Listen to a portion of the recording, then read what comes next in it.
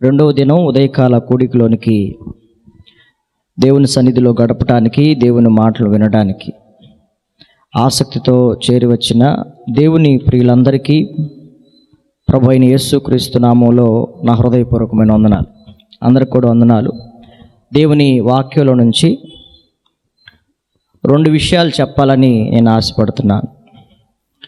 మొదటగా రెండు రిఫరెన్స్లు మీకు చెప్తాను. దానిలో నుంచి మరిన్ని వాక్యాధారాల సహాయంతో మనం దేవుని వాక్యాన్ని అర్థం చేసుకోవడానికి ప్రయత్నం చేద్దాం. చూడండి, దేవుని యొక్క వాక్యంలో నుంచి ఒక మాట చదువుకుందాం.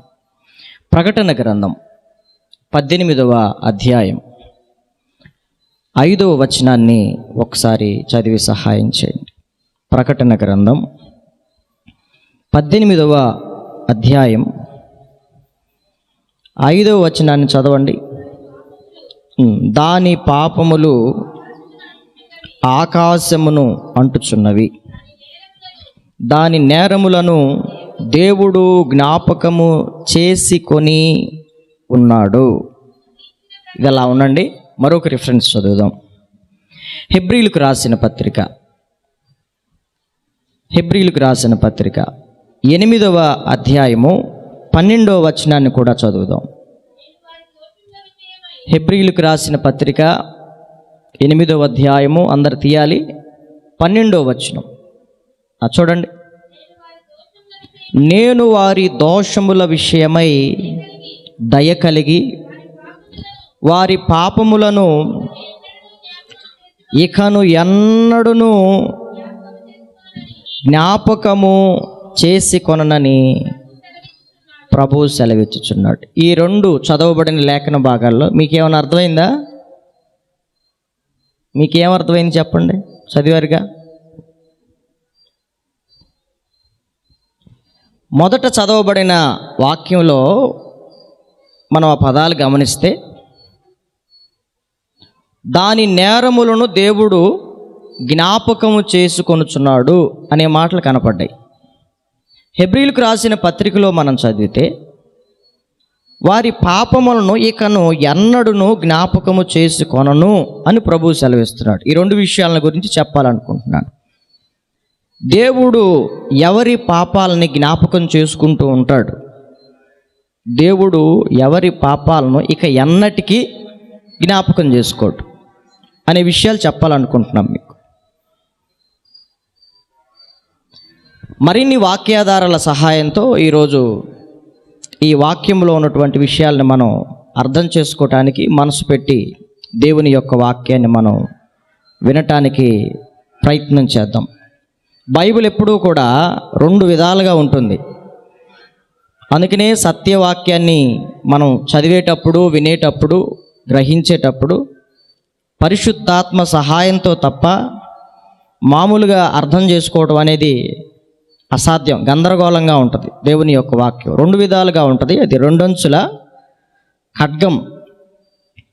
ఇక్కడే చూశారు మీరు బైబిల్ గ్రంథంలో. ప్రకటన గ్రంథములో ఒకలాగుంది, హెబ్రీలకు రాసిన పత్రికలో మరొకలాగుంది. మరి దీన్ని మనం ఎలా అర్థం చేసుకోవాలి?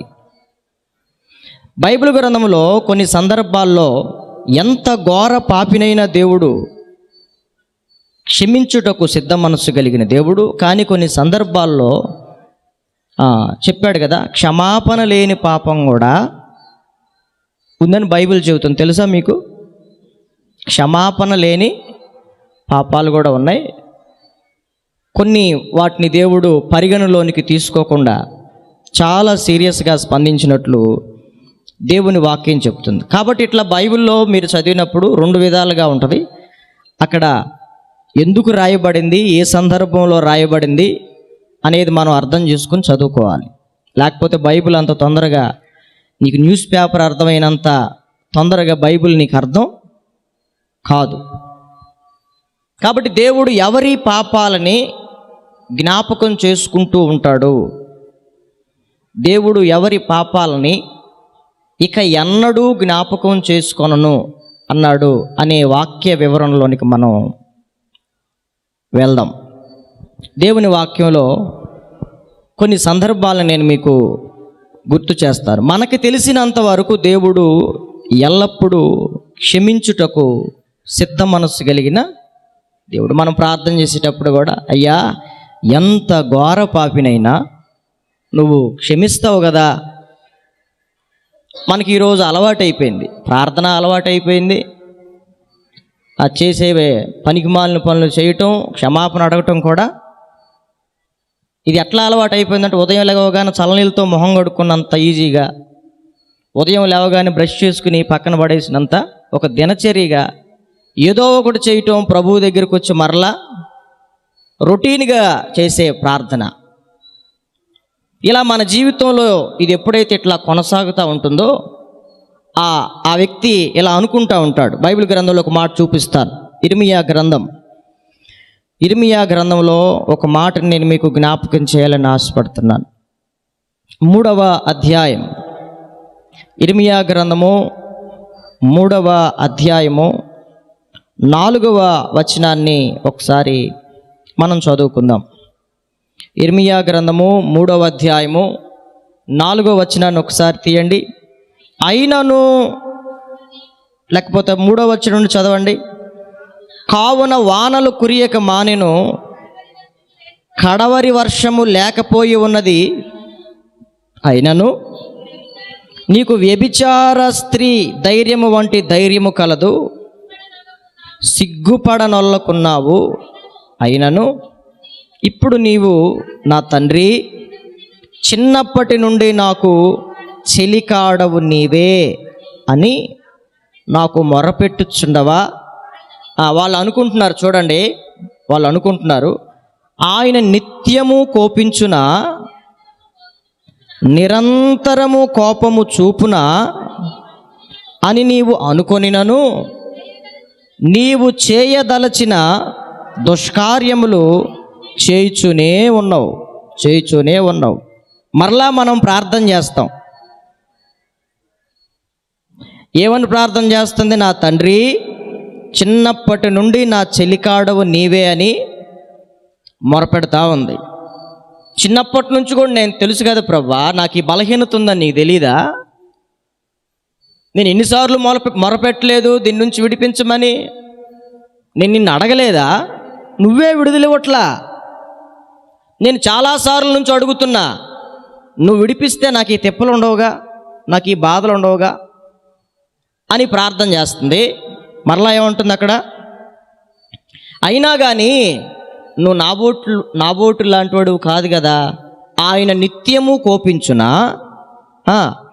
నిరంతరము అంటే దేవుడికి నిత్యం కోపం ఉంటుందా? బైబిల్లో రాసింది కదా, ఆయన కోపము నిమిషం మాత్రమే, ఆయన వాత్సల్యత తరతరాలు ఉంటుంది.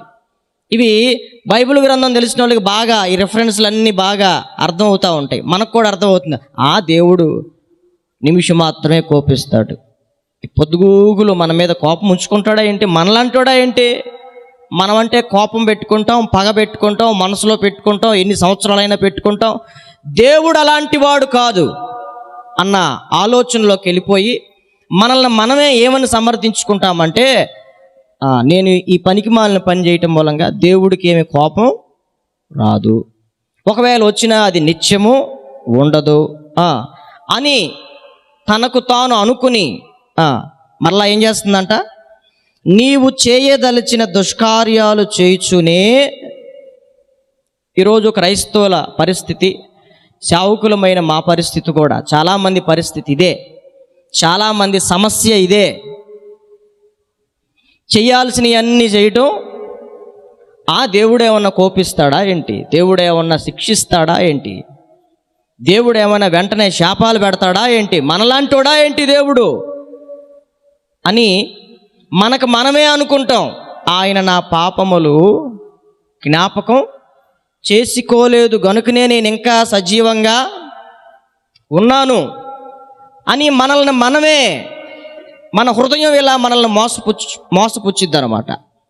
అందుకనే మనం ఆత్మీయతలో దిగజారిపోతున్నామో, పైకెక్కి వెళ్ళిపోతున్నామో అర్థం కాని భ్రమలో మనం వెళ్ళిపోయాం. హెబ్రీలకు రాసిన పత్రికలో ఉంటుంది కదా, పాపము వలన కలుగు భ్రమ చేత అనే పదాలు మనకి అక్కడ కనబడతాయి. ఏంటంట? పాపము వలన ఏం కలుగుతుంది? మతి భ్రమించిద్ది. ఎవరికైనా సరే, నాకైనా సరే మైండ్ పనిచేయదు. పాపము వలన కలిగిన భ్రమ అది నిన్ను భ్రమపరుస్తుంది. ఏం కాదులే, చిన్నదేగా, ఏమవుతుంది? దేవుడికి తెలియదా ఏంటి నీ బలహీనత? నీ శక్తిహీనత ఏంటో తెలీదా? నీ ఆశ ఏంటో దేవుడికి తెలీదా? ప్రార్థన చేసుకున్నావుగా, దేవుడు క్షమించేశాడులే, దేవుడు ఓకే చేశాడు, దేవుడు తన రక్తంతో కడిగేశాడు. అన్నీ మనం అనుకోవడమే, అన్నీ మనం అనుకోవడమే. కానీ బైబిల్ గ్రంథంలో మీరు చూస్తే పాపములో ఉన్న ఒక స్త్రీని రాళ్లతో కొడుతూ చంపుదామని ప్రయత్నించిన ఆ సందర్భంలో ఆమె పరిగెత్తుకుంటూ యేసు ప్రభు దగ్గరికి వచ్చింది. వచ్చినప్పుడు ఆయన ఏం చేశాడు? ఆయన ఏం చెప్పాడు చెప్పండి?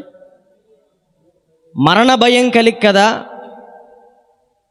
మామూలుగా అయితే ఆమె చనిపోవాలి. పరిగెత్తుకుంటూ యేసు ప్రభు దగ్గరికి వచ్చిన తర్వాత, నేను విడిపించాను, ఇక మీదట నువ్వు మరలా ఇక చెయ్యి, మాకు చేస్తే ఏమవుతుంది? అధిక కీడు సంభవింపకుండునట్లు ఇప్పుడైతే నేను తప్పిస్తున్నా, పొద్దుగూకులు తప్పించను, పొద్దుగూకులు నిన్ను విడిపించను, పొద్దుగూకులు నువ్వు ఇట్లా తిరుగుతానంటే నేను ప్రోత్సహించే దేవుడు ఆయన. ఇక మీదట నీకు ఒక అవకాశం ఇస్తున్నాను, ఇక మీదట చెయ్యి మాకు అని అవకాశం ఇచ్చిన తర్వాత, ఆమెకి దేవుడు ఒక అభయం ఇచ్చిన తర్వాత ఆ క్షణమందే ఆమె పాపాలు క్షమింపబడ్డాయి అనటానికి ఒక సూచన ఏంటంటే, ఆమె మనస్సులో నెమ్మది కలిగింది, సమాధానం కలిగింది, మనశ్శాంతి కలిగింది, తన భారం అంతా తీరిపోయింది. ఈరోజు దేవుడు నిన్ను క్షమించాడు అనటానికి కారణం ఏంటంటే, నీ మనసు ఏం పొందుతుంది? నెమ్మది పొందుతుంది, మనశ్శాంతి పొందుతుంది. ఇంకా అలాంటి అనుభవం నీకు రాలేదు అంటే ఇంకా దేవుడు నీ పాపాన్ని జ్ఞాపకం చేసుకుంటున్నాడు అని అర్థం. దేవుడు గనక జ్ఞాపకం చేసుకోకపోతే ఆయన వీపు వెనక భాగం నుంచి మహా అగాధ సముద్రాల్లో గనక నీ పాపాన్ని పడేస్తే నువ్వు నిశ్చింతగా ఉంటావు, నిమ్మలంగా ఉంటావు, ప్రశాంతంగా నువ్వు ఉంటావు. అది నేనైనా కానీ, మీరైనా కానీ, ఎవరైనా కానీ, దేవుడికి ఎలాంటి పక్షపాతం ఏమి లేదు. కానీ మనమే ఏమనుకుంటున్నాం? తప్పు చేశాను అనే సంగతి నాకు తెలుస్తుంది. మరలా ఏం చేయాలి? తర్వాత క్షమాపణ అడగాలి, అది కూడా తెలుస్తుంది. నువ్వు క్షమాపణ అడిగిన తర్వాత ప్రభువు నిన్ను అంగీకరించాడా లేదా అనేదే నీకు తెలియట్లా. తప్పు చేసావని తెలుస్తుంది, క్షమాపణ అడగటం తెలుస్తుంది. తర్వాత మరలా ఏం చేస్తున్నాం? ఏదో ఒక దాంట్లో ఏదైతే చేయకూడదు అనుకుంటామో దానిలోనికే మరలా వెళ్ళిపోతున్నాం. బైబిల్ గ్రంథంలో రోమాపత్రికలో 2 నియమాల గురించి ఉంది, పాప నియమము, ఆత్మ నియమము. రోమాపత్రిక 7వ అధ్యాయంలో ఆ మాటలు ఉంటాయి, తర్వాత చదువుకోండి. ఒక మనిషి జీవితంలో పాప నియమము ఒకవైపుకి ఈడ్చుకెళ్తూ ఉంటుంది, మరొక వైపు ఆత్మ, దేవుని ఆత్మ వైపు ఈడ్చుకొని వెళ్తూ ఉంటుంది. మనం దేని విషయంలో లాగబడతామో అటువైపు మనం వెళ్ళిపోతాం అన్నమాట. కాబట్టి ఈరోజు చాలామంది సమస్య ఏంటంటే, ప్రార్థన చేస్తారు, తప్పిపోయిన ప్రతిసారి, ఏదో ఒక బలహీనత ఉన్న ప్రతిసారి ప్రార్థన చేస్తాం. కానీ మనమే అనుకుంటున్నాం, ఆయన నిత్యము కోపించునా, నిరంతరము కోపము చూపునా అని నీవు అనుకొనినను నీవు చేయదలిచిన పనులు మళ్ళా రొటీన్గా చేయాల్సిన పనులన్నీ మళ్ళా చేయటమే. అంటే నువ్వు చేస్తూ ఉంటే ఆయన ఎంత కడుక్కుంటా ఉంటాడా? నువ్వు చేస్తూ ఉంటే ఆయన ఇక అదేనా పనే ఆయనకి?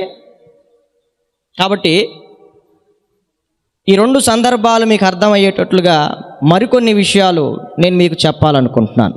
దేవుని యొక్క వాక్యంలో మరొక విషయాన్ని చదువుదాం. 2వ అధ్యాయం ఇర్మియా గ్రంథం 35వ వచనం చదువుకుందాం. ఇర్మియా గ్రంథం 2వ అధ్యాయం 35వ వచనం. అయినను నీవు నేను నిర్దోషిని, నిశ్చయముగా ఆయన కోపము నా మీద నుండి తొలగిపోయేనని చెప్పుకొనుచున్నావు. ఇదిగో పాపము చేయలేదని నీవు చెప్పిన దాన్ని బట్టి నీతో నాకు వ్యాజ్యము కలిగినది. నీ మార్గము మార్చుకొనుటకు నీవేళ ఇటు అటు తిరుగుచున్నావు. నీవు అష్షూరును ఆధారం చేసుకుని సిగ్గుపడినట్లు ఐగుప్తుని ఆధారం చేసుకుని సిగ్గుపడదవు. చేతులు నెత్తిని పెట్టుకుని ఆ జనము మధ్య నుండి బయలు వెళ్ళెదవు.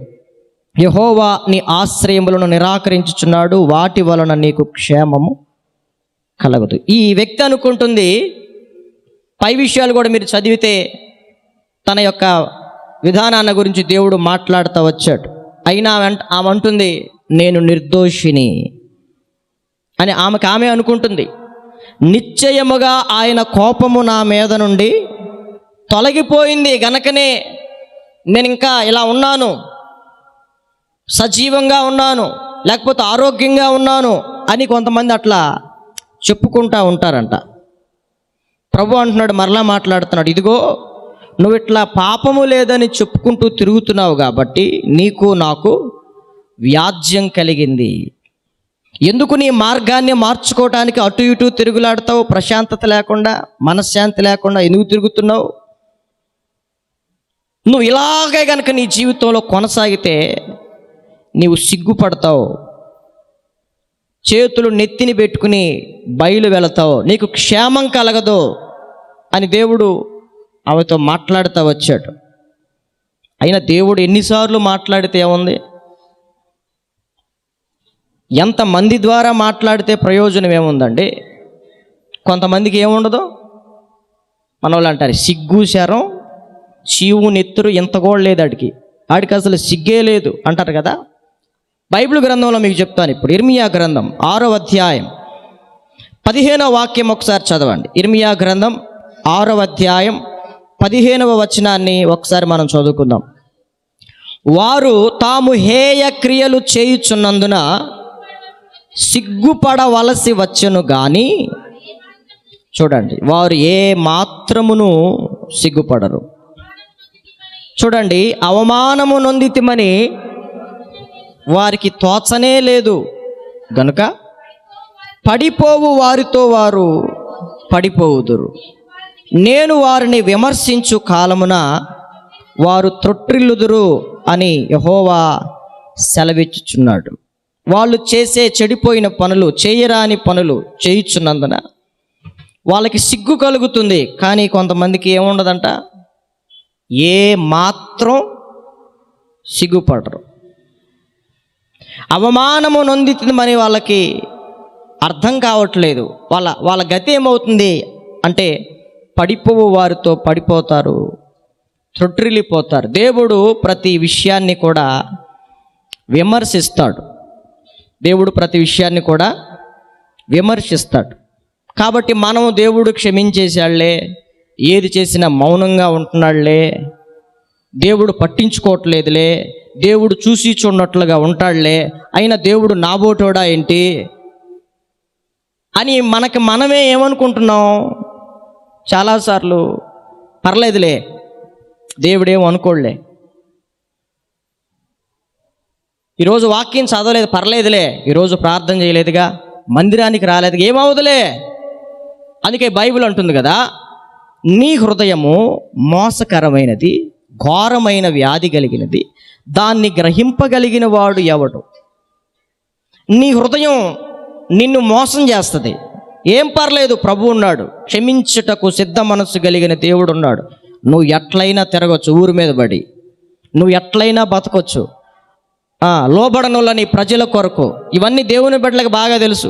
దినమంతయు కూడా ఆయన తన చేతులను చాపాడు, నాబోటోడు కోసమే కదా, నాలాంటి వాడి కోసమే కదా అని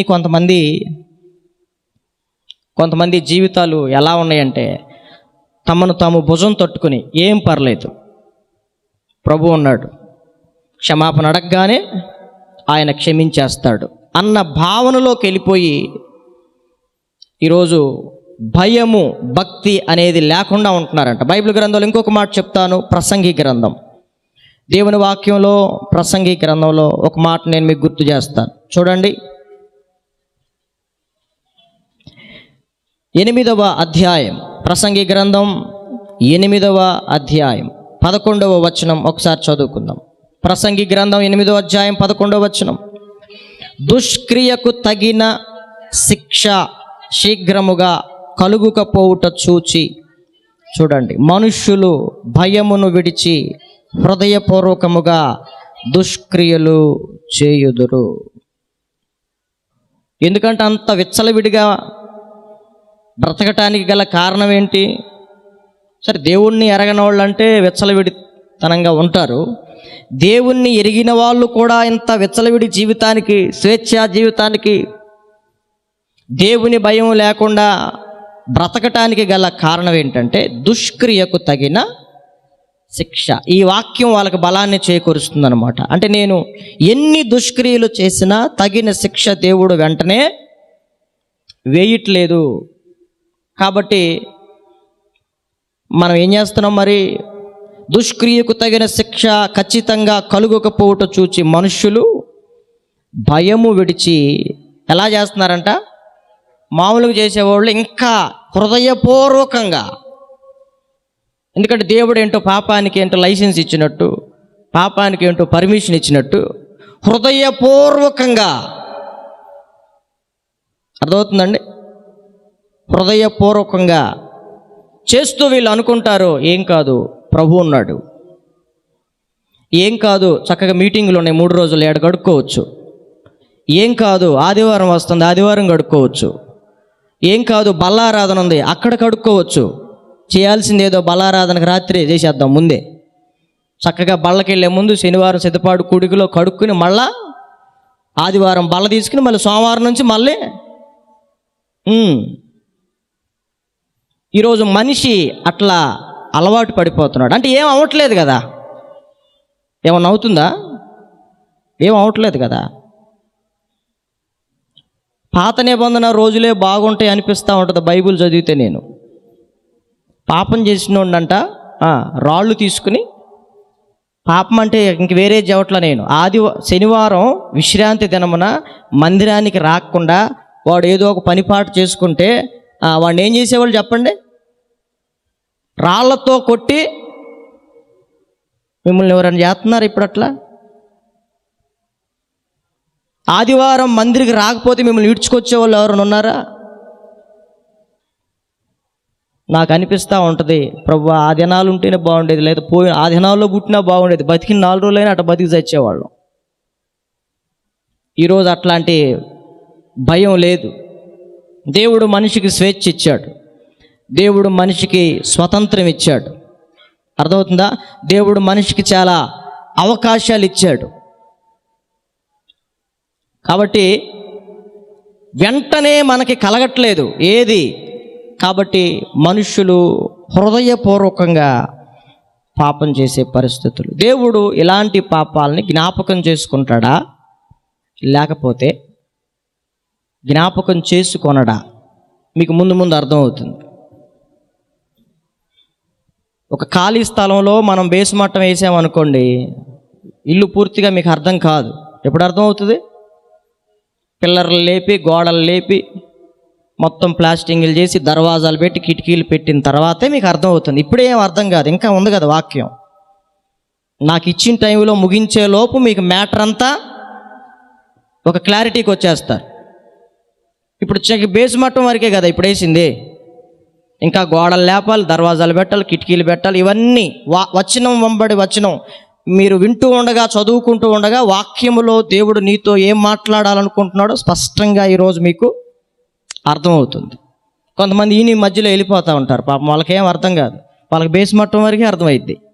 కొంతమంది హడావుడికి మధ్యలో వస్తారు, వాళ్ళకి అక్కడి నుంచి ఏం అర్థమవుతుంది? కాబట్టి వాక్యం మొదటి నుండి కూడా చివరి వరకు మనం స్పష్టంగా వినగలగాలి. మరి ఇలాంటి పరిస్థితుల్లో ఉన్న వారిని దేవుడు వారి పాపాలని జ్ఞాపకం చేసుకుంటాడా, లేకపోతే జ్ఞాపకం చేసుకొనడా? హోషేయ గ్రంథంలో కూడా ఇంకొక మాట చదివిస్తాను, చూడండి. 7వ అధ్యాయము 2వ వచనం చదవండి. దానియేలు గ్రంథం పక్కనే ఉంటుంది. హోషేయ గ్రంథం 7వ అధ్యాయము 2వ వచనం చదవండమ్మా.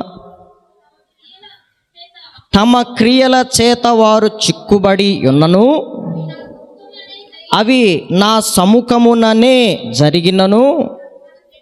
చూడండి, వాళ్ళు ఏమనుకుంటున్నారు? మన చెడుతనము ఆయన జ్ఞాపకము చేసి కొనడని తమలో తాము అనుకొందురు. వారు చేయు చెడుతనమును చూచి రాజు సంతోషించును, వారు కళ్ళలాడుట అధిపతులు విని సంతోషింతురు. చాలా మంతవాటికి జాగ్రత్తగా వినండి.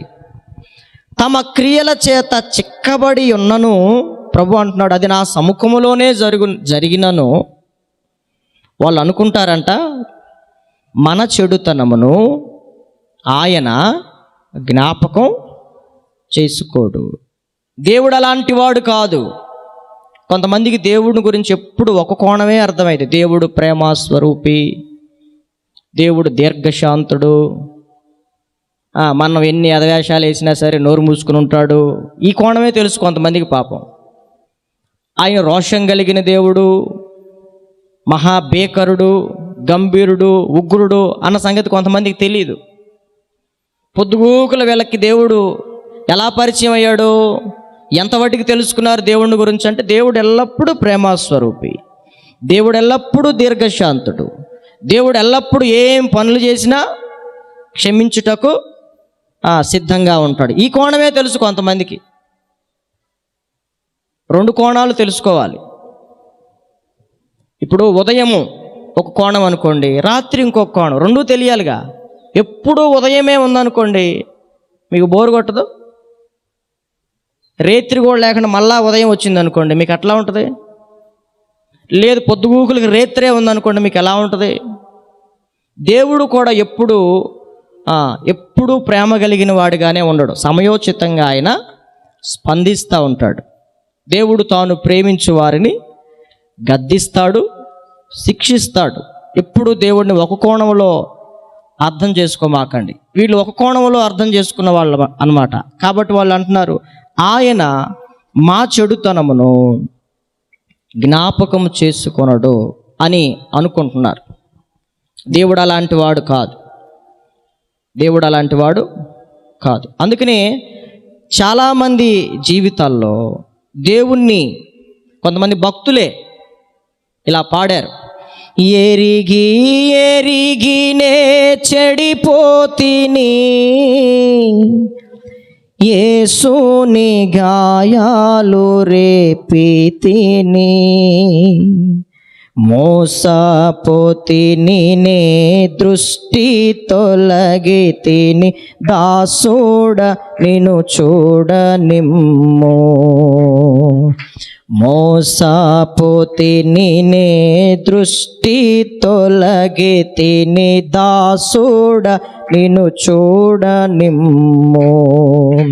ప్రభు యేసు నా రక్షక, నొసగు కన్నులు నాకు నిరతామునే నిన్ను చూడా. ఈ మనం పాడుకోవాల్సిన పాటలు, మనకు సూట్ అయ్యే పాటలు ఇయే. మనం సూట్ కాని పాటలు పాడుకుంటూ ఉంటాం. అర్థమవుతుందా? ఒక భక్తుడు పాడుకున్నటువంటి పాటలు అంటే, నేను ఎరిగాను ప్రభువా నిన్ను, నేను నీ సేవకుడినే, నేను భక్తుడినే, కానీ ఎరిగి నేను ఇది ఇట్లా అనుకోవటం మూలంగా, నిన్ను తక్కువ అంచనా వేయటం మూలంగా, నువ్వు ఎప్పుడు ఇలాగే ఉంటావు అని నన్ను నేనే మోసం చేసుకోవటం మూలంగా నేనేమైపోయాను అంటే చెడిపోయాను. స్కూల్కి వెళ్ళి బాగుపడండ్రా అని స్కూల్కి పంపిస్తే కొంతమంది బాగుపడతారు, కొంతమంది స్కూల్కి పోయి నాశనం అయ్యేవాళ్ళు ఉంటారు. బాగుపడండ్రా అని కాలేజీకి పంపిస్తే కాలేజీకి పోయి బాగుపడేవాళ్ళు కొంతమంది అయితే, నాశనం అయ్యేవాళ్ళు కొంతమంది. మీరు బాగుపడతారులే అని దేవుడు తన మందిరానికి, మన మధ్యలో ఉంచి మందిరానికి నడిపిస్తే, మందిరానికి వచ్చి కూడా కొంతమంది బాగుపడే వాళ్ళు ఉంటారు, కొంతమంది చెడిపోయే వాళ్ళు ఉంటారు. అందుకనే ఆయన అన్నాడు, ఎరిగి నేను చెడిపోయాం. అర్థమవుతుందా? కాబట్టి మనలో చాలామంది సమస్య, ప్రాముఖ్యంగా దేవుణ్ణి ఎరిగిన బిడ్డలలోనే, ఎరగనోళ్ళకి ఇలాంటి అనుభవాలు ఉండవు. పాపం వాళ్ళకి దేవుడి గురించి తెలియదు కదా. వాళ్ళకి తెలిస్తే ఏదన్నా ఒకటే తెలుసు, అరాకొర. మనకి బైబిల్లో ఉన్న 2 కోణాలు తెలుసు కదా, మనం అందుకే అనుకుంటాం దేవుడు ఏమీ చేయట్లేదు కాబట్టి, దేవుని ఉగ్రత వెంటనే మన మీదకి రాలేదు కాబట్టి దేవుడు మనల్ని అంగీకరించాడు అని అనుకుంటాం. కొన్నిసార్లు మనం చేసే ఇప్పుడు తీసుకున్న నిర్ణయాలు, ఉదాహరణకి చెప్తాను, రానున్న దినాల మీద ప్రభావం చూపిస్తాయి. ఇప్పుడు నేను చదువుకోవలసిన వయసులో చదువుకోకుండా నా యవ్వన కాలం అంతా చదువును పక్కన పెట్టి నేను పోగొట్టుకుని, నా వయసు మీద పడిన తర్వాత చదువుకున్న వాళ్ళని చూసి, నాతో పాటు ఉన్న ప్రయోజకులను చూస్తే నాకేమనిపించింది? ఎప్పుడు అనిపించింది? అయ్యో, అప్పుడే చదువుకుని ఉంటే బాగుండేది కదా, నా తోటోళ్ళు ఎంత చదువుకుని ఎంత ప్రయోజకులు అయ్యారు. అర్థమైందా నేను చెప్పింది మీకు? అట్లాగే ఇప్పుడు మనం చేసే పనికిమాలిన పనుల యొక్క ప్రభావం ఇప్పుడు నీకు అర్థం కాదు. రేపు నువ్వు పెద్ద వయసు వచ్చిన తర్వాత, నీకు పిల్లలు పుట్టిన తర్వాత అప్పుడు నువ్వు తిప్పలు పడతా ఉంటావు, రోగాలతో తిప్పలు పడతా ఉంటావు, పిల్లలతో తిప్పలు పడతా ఉంటాం, కుటుంబంలో రకరకాల తిప్పలు పడతా ఉంటాం. అప్పుడు అర్థం అవుతూ ఉంటుంది, అయ్యో అప్పుడే గనక నేను కొంచెం భక్తిగా ఉన్నట్లయితే బాగుండేది కదా. ఇప్పుడు పెద్దలైన వాళ్ళు ఉన్నారు ఇక్కడ. ఇప్పుడు మీకేమనిపిస్తుంది అంటే, నాకు తెలిసినంతవరకు ఇప్పుడు ఈ మధ్యకాలంలోనే ప్రభువును నమ్ముకుని బాప్తీసం తీసుకుంటే దేవుడు మమ్మల్ని ఎంతగా జ్ఞాపకం చేసుకున్నాడు. అదే బాబులాగా చక్కగా యవ్వన కాలంలోనే మేము రక్షింపబడినట్లయితే ఇంకా దేవుడు మమ్మల్ని ఇంకెంతగా ఆశీర్వదించేవాడు కదా. అనిపించదండి? నాతో పాటు ఉన్న వాళ్ళు అంటారు, మేము వయసు మీదకు వచ్చిన తర్వాత మేము సేవలోకి వచ్చాం, యవ్వన కాలములో ఉండగానే సేవలోకి వస్తే ఇప్పుడు ఇంకెంత సేవ చేయాల్సిన వాళ్ళం అంటారు. ఎప్పుడు అర్థమైద్ది? అది దాటిపోయిన తర్వాత.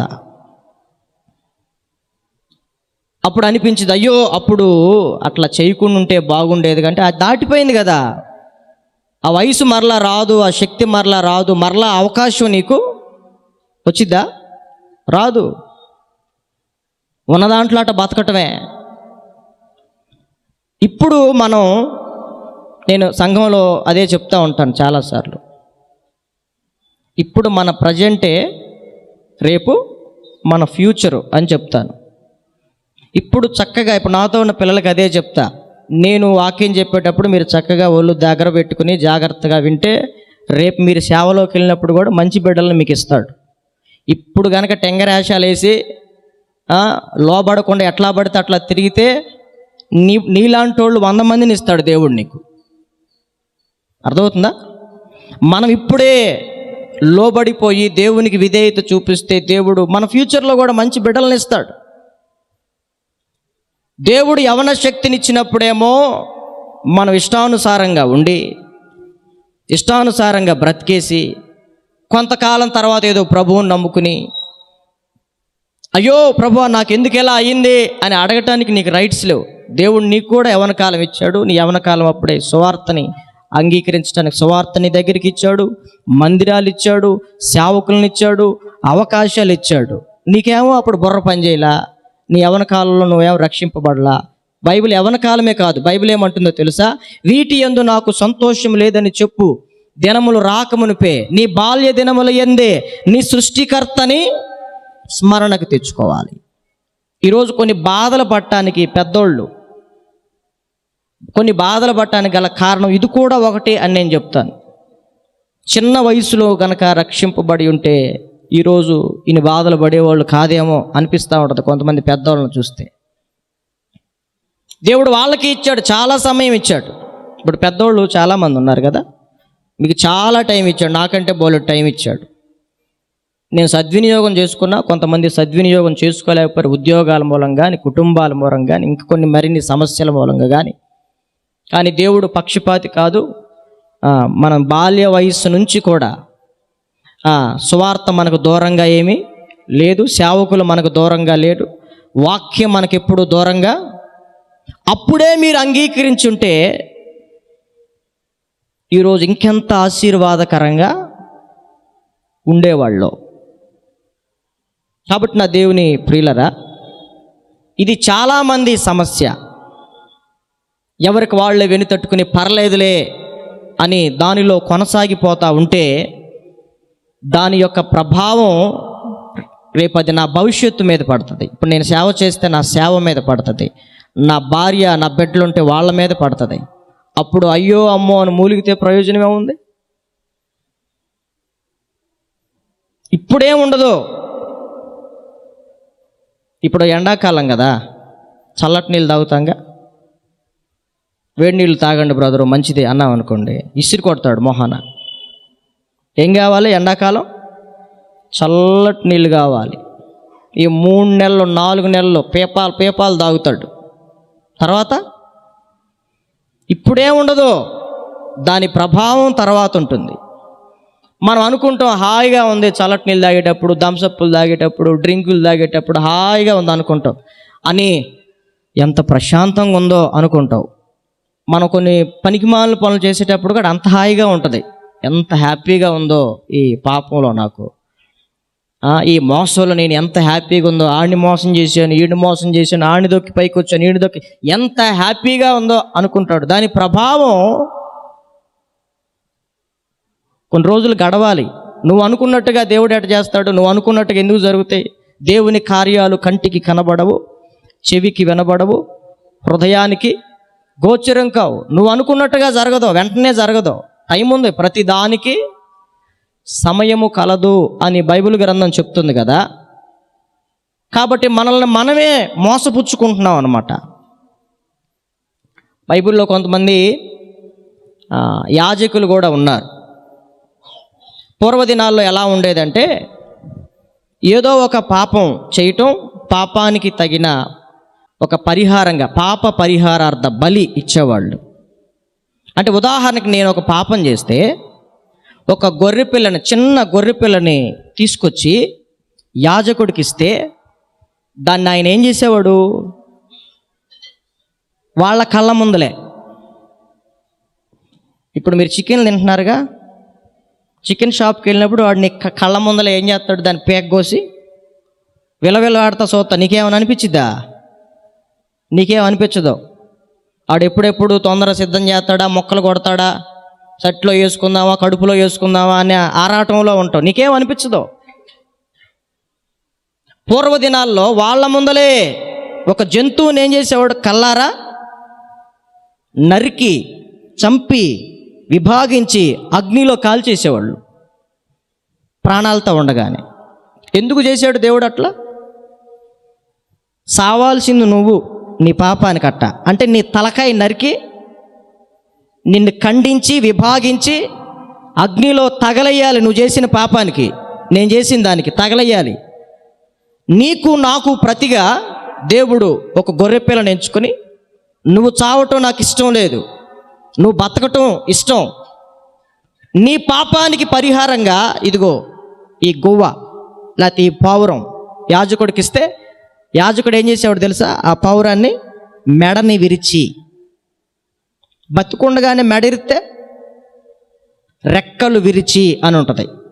ఇప్పుడు బైబిల్లో చదవండి, రెక్కలు విరిచి అగ్నిలో అట్లాగా.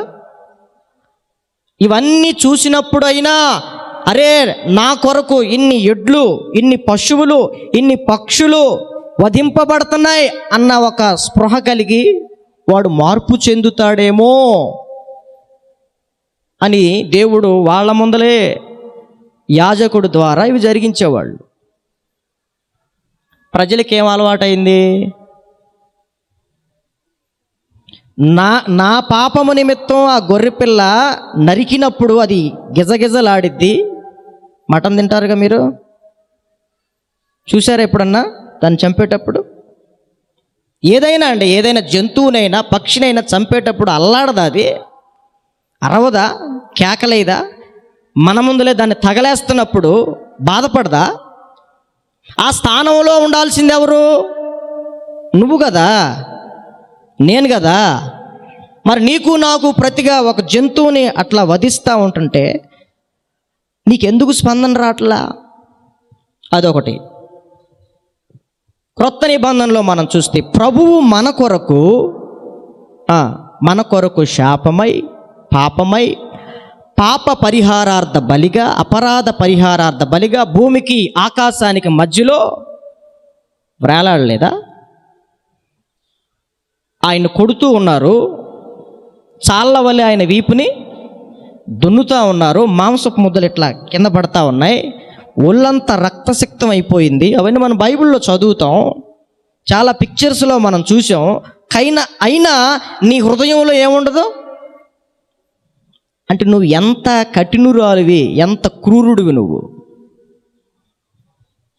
ఎంత రక్తపాతం జరుగుతున్నా కానీ కొంతమందికి ఏముండదు, చలనం ఉండదండి. కొంతమందికి కషాయాడు ఉంటాడు కదా, గొర్రెని చంపే కషాయాడు ఉంటాడు కదా, లేకపోతే చికెన్ నరిపాడు, ఆ కషాయాడికి వాడికి ఏముండదు, రోజు పేకలు తెగ్గొత్తా ఉంటాడు, చంపుతూ ఉంటాడు, నరుకుతూ ఉంటాడు. నువ్వు అంతకంటే దారుణమేమో, అంతే కదా. ప్రభువు నీ కొరకు గొర్రెల రక్తం కాదు, ఎడ్ల రక్తం కాదు, మేకల రక్తం కాదు, పక్షుల రక్తము కాదు, ఆయనే మన పాపముల కొరకు బలయ్యాడు కదా. కానీ నీలో నాలో ఏముండదు, స్పందన లేదు. ఏసవంత స్పందన కూడా మనలో ఉండదు. ఎందుకంటే మనకి అలవాటైపోయింది. పాత దినాల్లో యాజకులు ఏం చేసేవాళ్ళు అంటే, చదవండి, హోషేయ గ్రంథంలోనే కొన్ని మాటలు చెప్తాను మీకు. 4వ అధ్యాయం, హోషేయ గ్రంథం 4వ అధ్యాయం 8వ వచనం. హోషేయ గ్రంథం 4వ అధ్యాయం 8వ వచనం. నా జనుల పాపములను ఆహారముగా చేసుకొందురు గనుక, చూడండి, వారు అధికముగా పాపము చేయవలని వారు కోరుదురు. జాగ్రత్తగా చెప్తాను, వినండి. ఆ దినాల్లో పాపం చేసిన ప్రతిసారి గొర్రె పిల్లనో, మేక పిల్లనో, గువ్వనో, పావురాన్నో, లేకపోతే ఇంకేదైనా ఎద్దునో తీసుకొచ్చేవాళ్ళు కదా. వాటిని దహించిన తర్వాత యాజకుడు వాటిని తినాలి.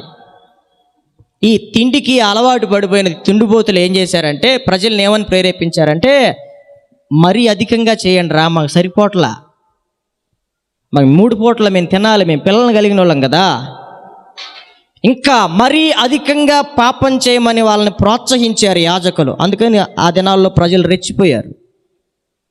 ఏదో ఒకటి చేయటం, దేన్నో ఒక దాన్ని తీసుకొచ్చి చంపటం, ఏదో ఒకటి చేయటం యాజకులకి అలవాటు అయిపోయింది, ప్రజలకి అలవాటు అయిపోయింది.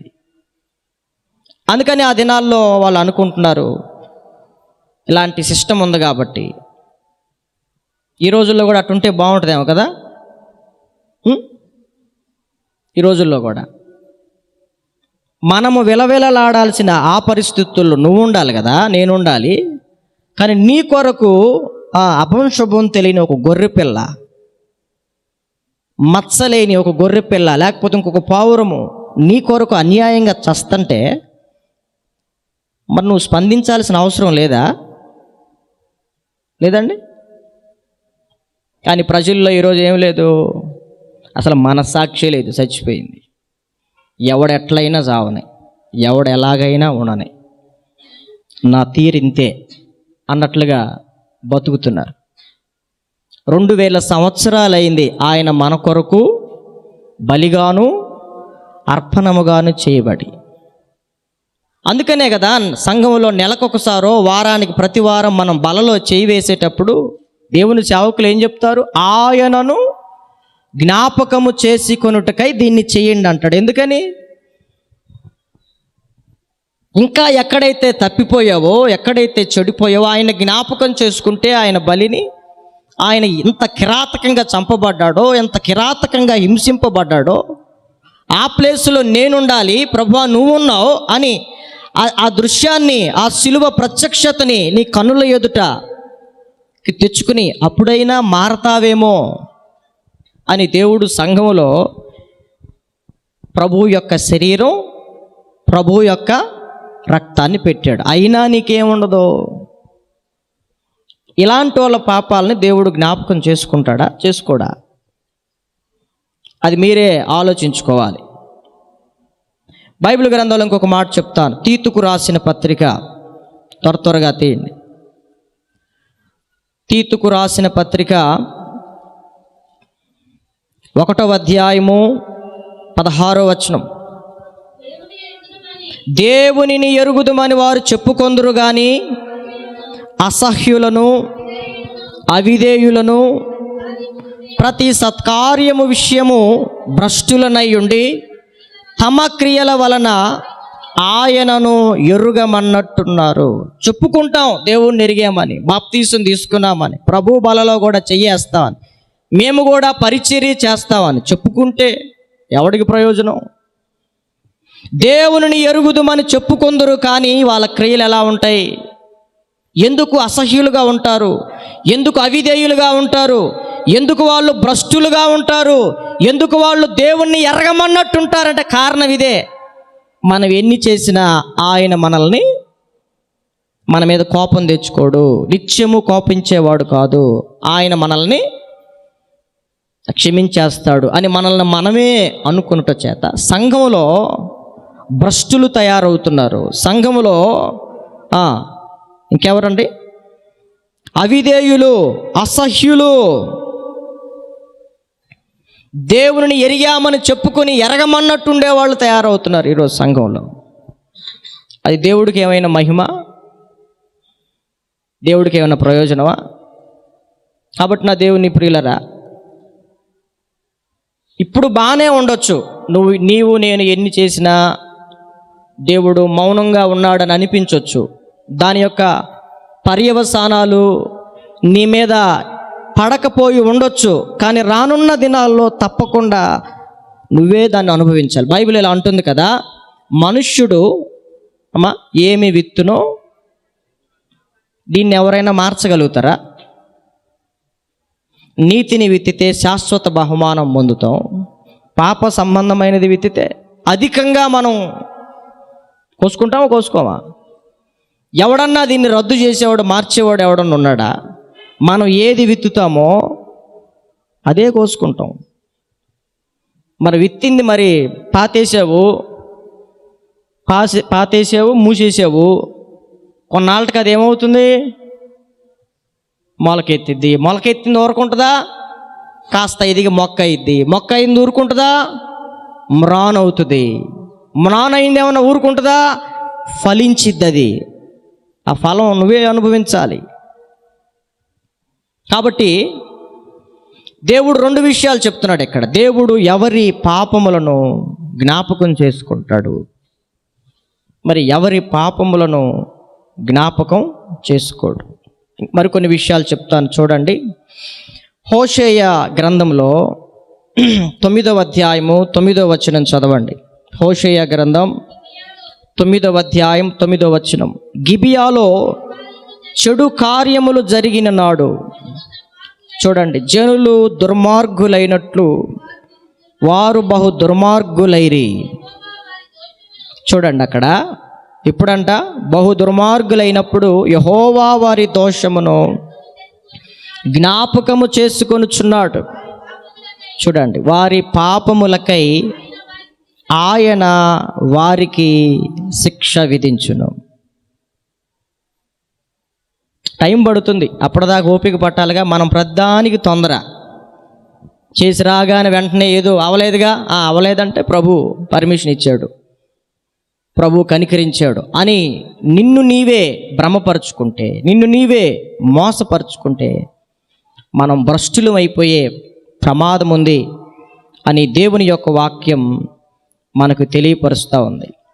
కాబట్టి నా దేవుని ప్రియులరా, మీకు మరింత అర్థమయ్యేటట్లుగా మరికొన్ని విషయాలు ఇప్పుడు చెప్తాను. నేను ముగింపులోకి వస్తున్నాను. యెహెజ్కేలు గ్రంథం 18వ అధ్యాయం. యెహెజ్కేలు గ్రంథం 18వ అధ్యాయం 22వ వచనం ఒకసారి చదవండి. 18వ అధ్యాయము, లేకపోతే 21 నుండి చదవండి అమ్మా. అయితే దుష్టుడు తాను చేసిన పాపములన్నిటినీ విడిచి నా కట్టడలన్నింటినీ అనుసరించి నీతిని అనుసరించి న్యాయము జరిగించిన ఎడల అతడు మరణము నొందడు. అవశ్యముగా అతడు బ్రతుకును. అతడు చేసిన అపరాధములలో చూడండి ఒకటియు జ్ఞాపకములోనికి రాదు. అతడు తన నీతిని బట్టి బ్రతుకును. దేవుడు ఎప్పుడు మన పాపాన్ని జ్ఞాపకం చేసుకోలేని పరిస్థితిలోకి వస్తాడు అంటే ఇక్కడ ఒక సందర్భాన్ని చెప్తున్నాడు. దుష్టుడు తాను చేసిన పాపములన్నిటినీ విడిచి ఆయన కట్టడలను అనుసరించి నీతిని అనుసరించి న్యాయము జరిగించిన ఎడల అతడు మరణము నొందడు. అవశ్యముగా అప్పుడు అతడు చేసిన ఒకటి కూడా అంట, అవి ఎన్నైనా లెక్కలేనన్నవైనా ఒకటి కూడా జ్ఞాపకములోనికి రాదు. అతడు నీతిని బట్టి అతడు బ్రతుకును. తర్వాత దుష్టులు మరణము నొందుట చేత నాకేమాత్రమైన సంతోషము కలుగునా, వారు తమ ప్రవర్తనను దిద్దుకుని బ్రతుకుటయే నాకు సంతోషం. ఇదే ప్రభువగు యెహోవా వాక్కు. ఇంతవరకు బాగుంది కదా. మరి ఇంకొక వచనం ఉంది కదా మనకు అర్థం కావటానికి, తర్వాత చదువుదాం. అయితే నీతిపరుడు తన నీతిని విడిచి పాపము చేసి దుష్టులు చేయు హేయ క్రియలన్నిటి ప్రకారము జరిగించిన ఎడల అతడు బ్రతుకునా, అతడు చేసిన నీతి కార్యములు ఏ మాత్రమును జ్ఞాపకములోనికి రావు. అతడు విశ్వాసఘాతకుడై చేసిన పాపమును బట్టి మరణము నొందును. చూడండి, ఇక్కడ నీతిమంతుని గురించి చెప్తున్నాడు, దుష్టుని గురించి చెప్తున్నాడు. దుష్టుడు తన దుష్టత్వాన్ని విడిచిపెట్టి కనుక నీతి న్యాయాన్ని అనుసరించి జరిగిస్తే దేవుడు అప్పుడు అతన్ని పాపాన్ని జ్ఞాపకం చేసుకున్నాడు. అయితే ఇక్కడ నీతిమంతుడు కూడా ఉన్నాడు. నీతిమంతుడు కూడా తన నీతి క్రియలను పక్కన పెట్టి విడిచి పాపంలో పడిపోయినప్పుడు అతడు బ్రతుకుతాడా? లేదు.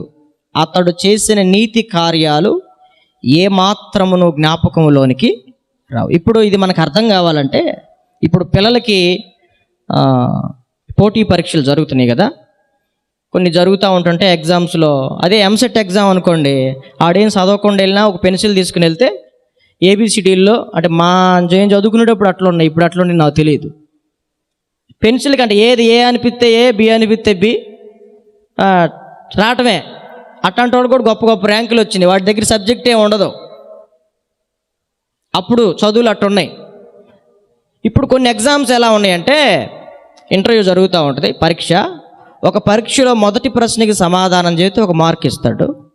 రెండో ప్రశ్నకి సమాధానం చెబితే సమాధానం చెప్పలేదు అనుకో, ఈ ఉన్న మార్కు కూడా పోయిద్ది, మైనస్ మార్కులు అంటారు. మళ్ళా మూడో దానికి సమాధానం చెప్తే మళ్ళీ ఇంకొక మార్క్ వచ్చింది. మళ్ళీ నాలుగో చెప్పకపోతే జీరోనేక. ఇది కూడా, ఈ సిస్టమ్ కూడా అలాంటిదే. మొదట దుష్టత్వంలో ఉన్నావు, దేవుడు నిన్ను విడిపించాడు, యేసు రక్తం చేత కొనబడి కడగబడి నీతిమంతుడు అయ్యావు. నీతిమంతుడు అయిన తర్వాత మరలా దేంట్లో పడిపోయావు? పాపంలో. నీతిమంతుడు అయి ఉండి కొన్ని నీతి కార్యాలు కూడా చేసావు, మరలా పాపంలో పడిపోయి ఇప్పుడు ఇంతకుముందు చేసిన నీతి కార్యాలు ఏవి జ్ఞాపకంలోనికి రావు. మొత్తం ఉడుచుకుపోయినట్టే, మొత్తం పోయినట్టే. అలాంటి సిస్టమ్ పెట్టాడు అన్నమాట దేవుడు ఇక్కడ. అయ్యా మరి నీ నామంలో అది చేయలేదా, ఇవి చేయలేదా అంటే బైబిల్లో అంటాడంట ఆయన తర్వాత, అక్రమము చేయువారులారా నా యొద్ద నుండి తొలగిపోండి, మీరెవరో నాకు తెలియదు. అయ్యా నేను పలానా జాన్ శామ్యూల్ని, నీకు తెలుసు కదా, 17 ఏళ్ళ నుండి చేస్తున్నాను, నీకు తెలుసు కదా, నువ్వెవడో నాకు తెలియదు, పక్కకు పో అంటాడు ప్రభు. అది నేను కావచ్చు, మీరు కావచ్చు, ఎవరైనా కావచ్చు. ఎందుకు ఈ సిస్టమ్ పెట్టాడు? తిరిగి మరలా దేవుని యందు భయభక్తులు కలిగి మనం బ్రతకటానికి. ఇంకొక మాట చెప్పి నేను ముందుకెళ్తాను. చూడండి, యెహెజ్కేలు గ్రంథం 33వ అధ్యాయం 13వ వచనం కూడా ఒకసారి చదవండి. యెహెజ్కేలు గ్రంథం 33వ అధ్యాయం 13వ వచనం చదవండి అమ్మా. నీతిమంతుడు నిజముగా బ్రతుకునని నేను చెప్పినందున అతడు తన నీతిని ఆధారం చేసుకుని పాపము చేసిన యెడల అతని నీతి క్రియలన్నిటిలో ఏదియో జ్ఞాపకమునకు తేబడదు. తాను చేసిన పాపమును బట్టి అతడు మరణము నొందును. మరియు నిజముగా అతడు మరణము నొందునని దుర్మార్గునికి నేను సెలవీయగా అతడు పాపము విడిచి నీతి న్యాయములు అనుసరించి కొదవ సొమ్మును మరలా అప్పగించును. ఇక్కడ ఇవే మాటలు చెప్తున్నాడు.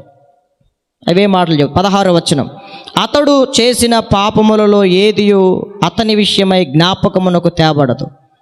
అతడు నీతి న్యాయములు అనుసరించను కనుక నిశ్చయముగా అతడు బ్రతుకును. అందుకే మీరు సిలువలో జరిగిన సందర్భాన్ని, కుడిపక్క దొంగని ఎడం పక్క దొంగని మీరు గమనిస్తే,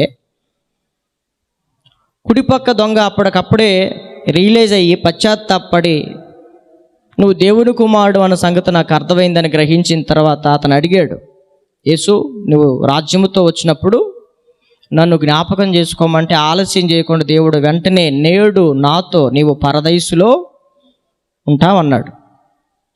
అంటే వాడు దుష్టుడే, వాడు బతుకు బాగాల, కానీ వాడికి ఆ రోజు అర్థమైంది, వాడు కన్నులు తెరవబడ్డాయి. వాడికి ఎప్పుడు కన్నులు తెరవబడ్డాయి అంటే, వాడు దొంగ పట్టుకున్నారు, యేసు ప్రభుతో పాటు సిలువేశారు, కాసేపట్లో వాడు చావబోతున్నాడు. అప్పుడు వాడి కన్నులు తెరవబడ్డాయి.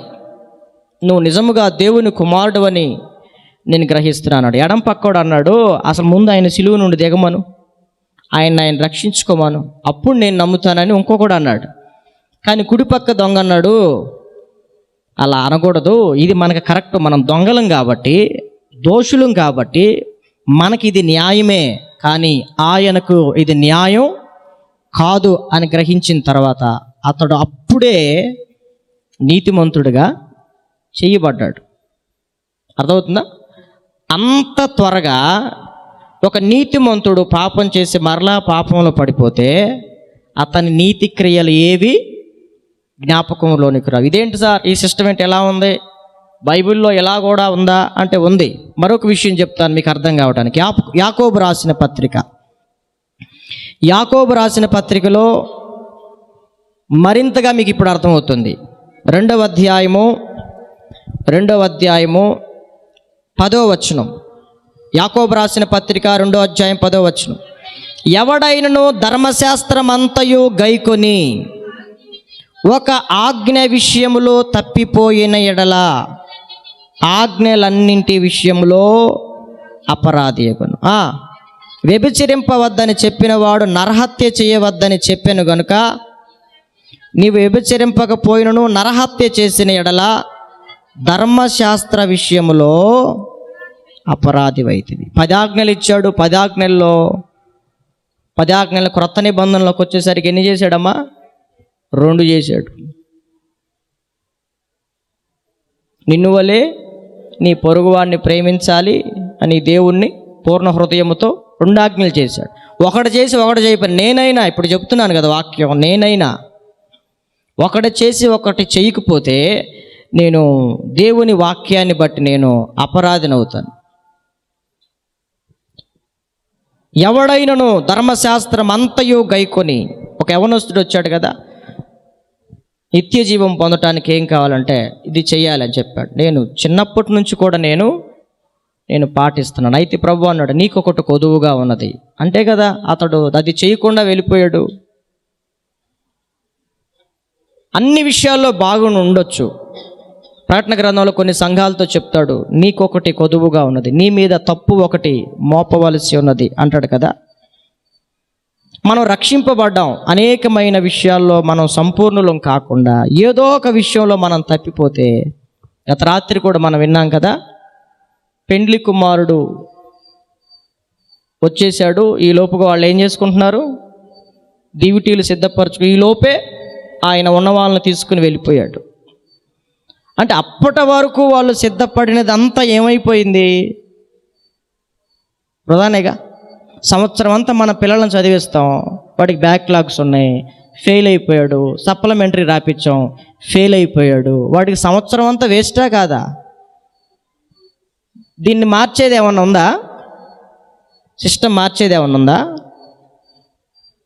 సంవత్సరం అంతా తల్లిదండ్రులు వాడికి పొద్దున టిఫిను, మధ్యాహ్నం భోజనం, సాయంత్రం మళ్ళా రాత్రి భోజనం, వాడికి బట్టలు, ఫీజు, సమయం ఎంత వ్యర్థం. దేవుడు నీవు రక్షింపబడటానికి ఎన్ని మీటింగులు, ఎంతమంది సేవకులు, ఎన్ని వర్తమానాలు, ఎన్ని సంఘ కూడికలు, ఎన్ని ఆరాధనలు, సెల్ ఫోన్లో కూడా నువ్వు వినటానికి ఎన్ని సౌకర్యాలు, ఫేస్బుక్లో, వాట్సాప్లో, యూట్యూబ్లో. దేవుని వాక్యం నీకు ఎంత సమీపంగా దేవుడు తీసుకుని వస్తే మనం ఇంకా తప్పిపోతానే ఉంటే వచ్చేవాడు ఆలస్యం చేయక వస్తాడు, మనల్ని విడిచిపెడతాడు, తీసుకెళ్తాడు. మనకంటే భూమి మీద అంతకంటే దౌర్భాగ్యులు ఇంకెవరు ఉండరు.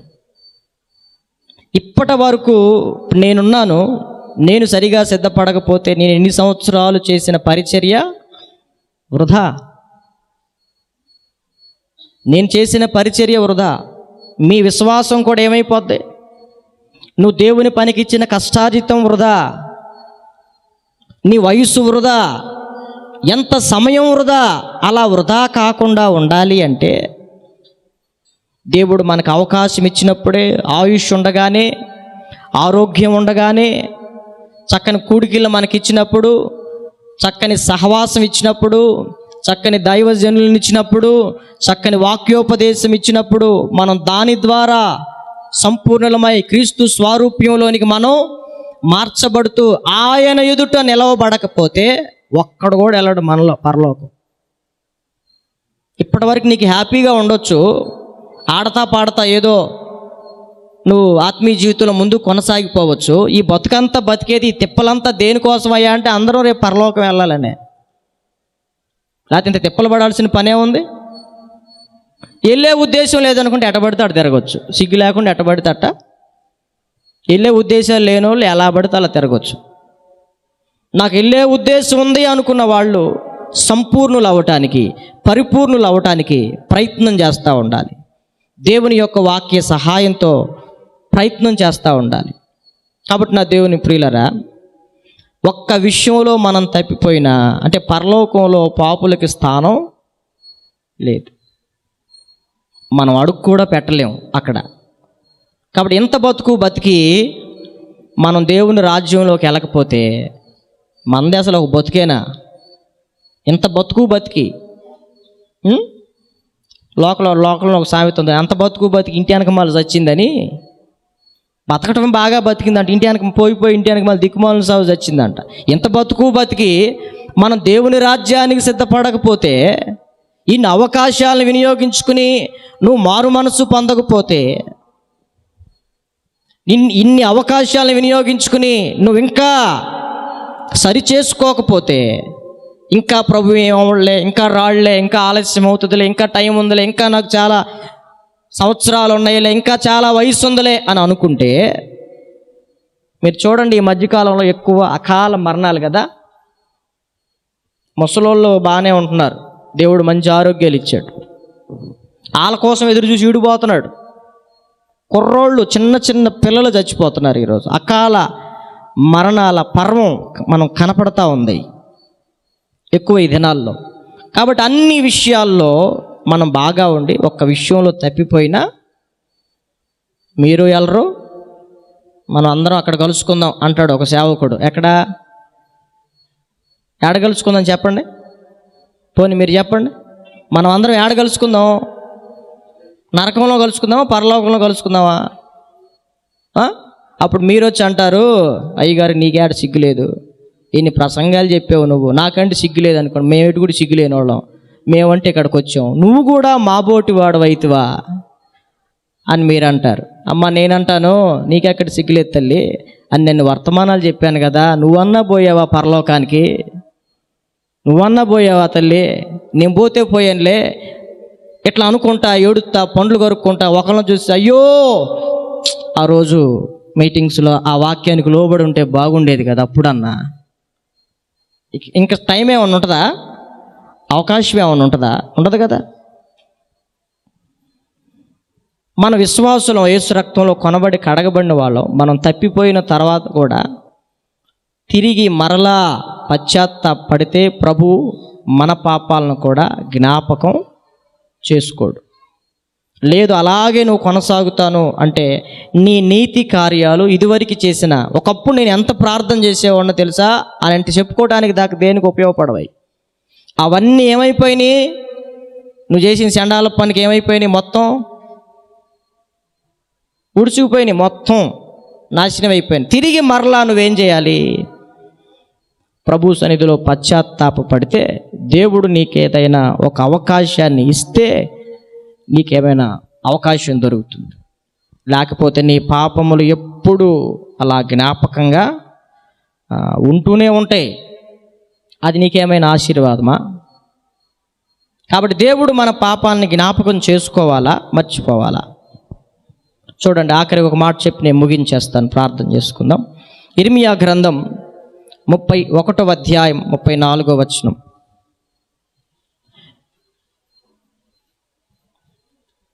దానికంటే ముందుగా ఇంకొక మాట చెప్తాను చూడండి. ప్రసంగి గ్రంథంలో ఒక మాట చెప్తాను, తర్వాత చదువుదాం. ప్రసంగి గ్రంథంలో ఒక అద్భుతమైన మాట మనకుంటుంది. 3వ అధ్యాయం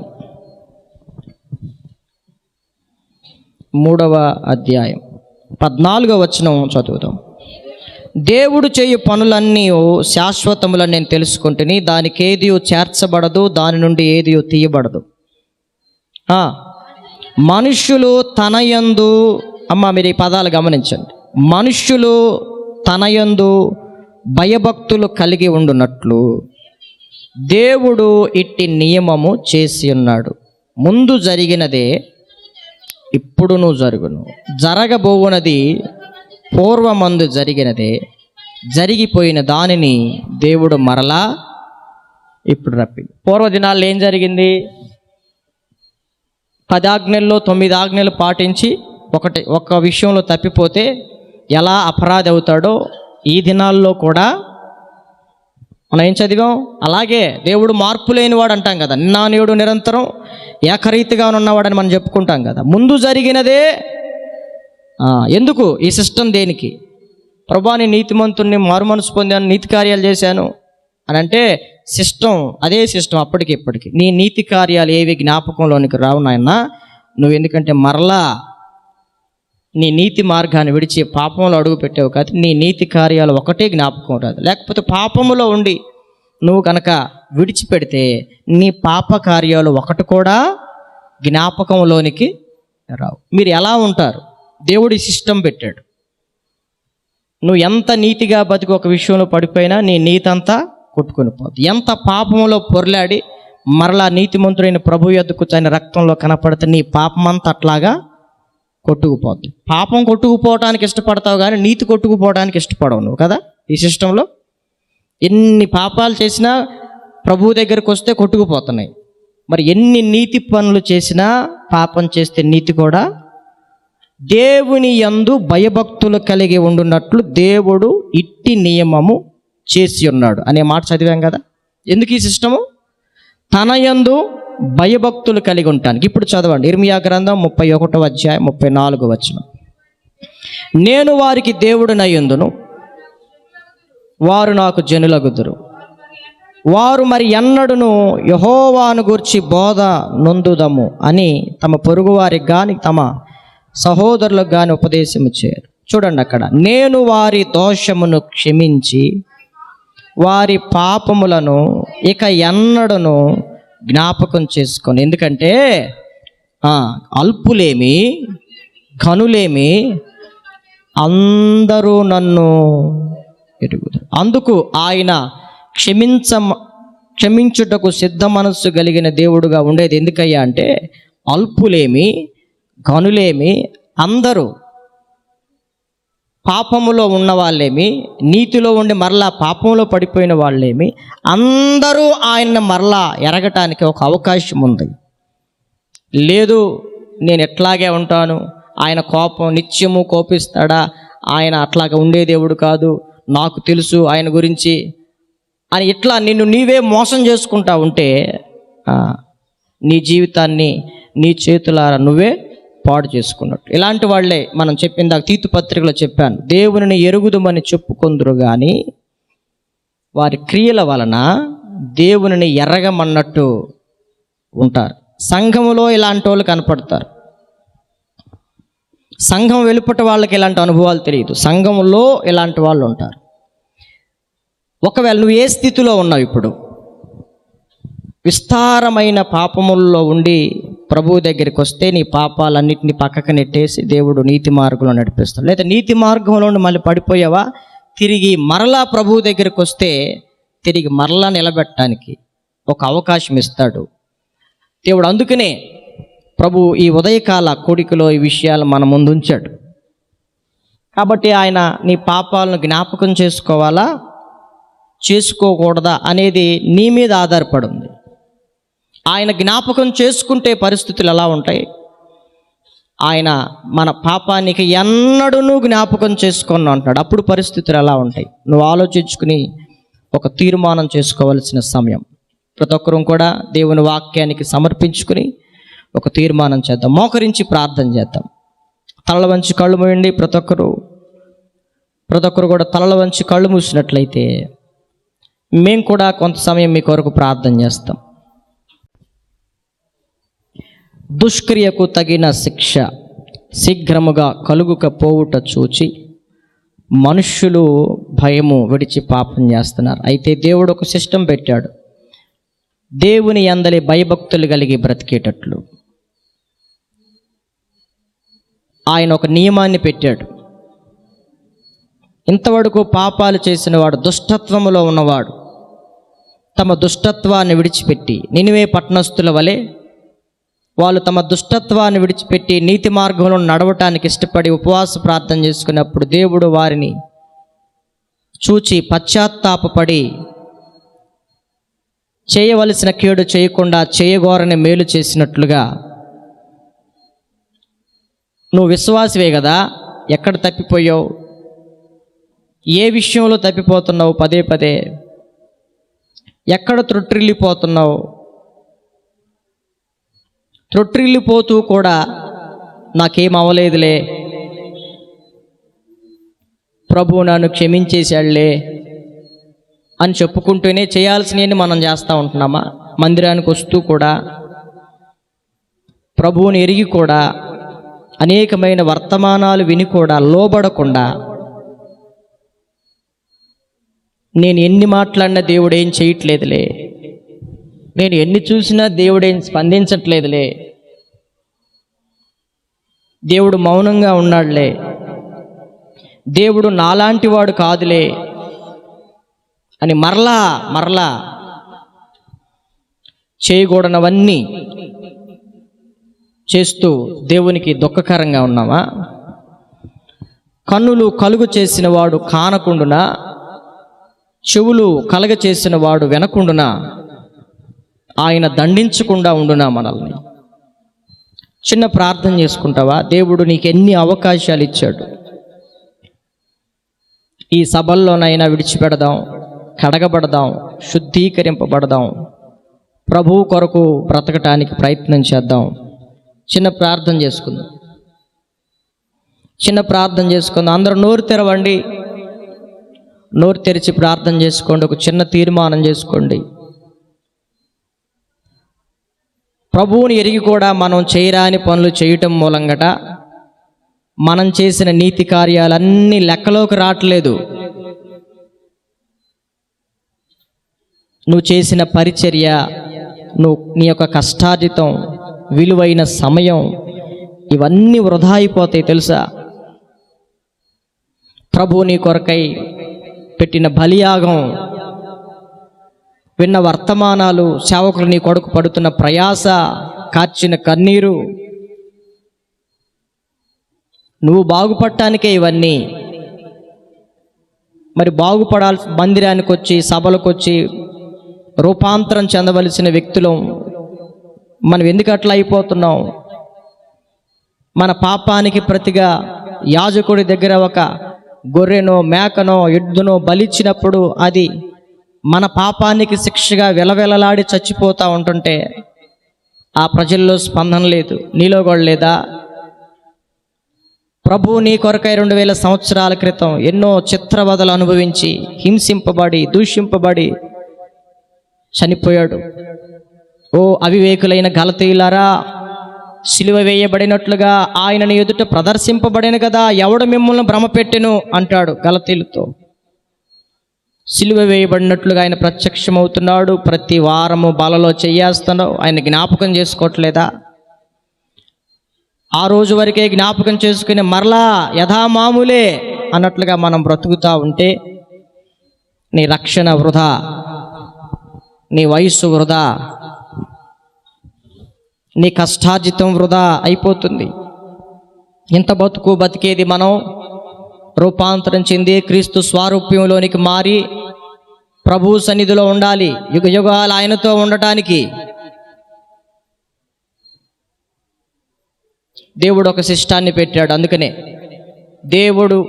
దేవుని యందులి భయభక్తులు కలిగి ఉండునట్లు దేవుడు ఇట్టి నియమాన్ని చేశాడు.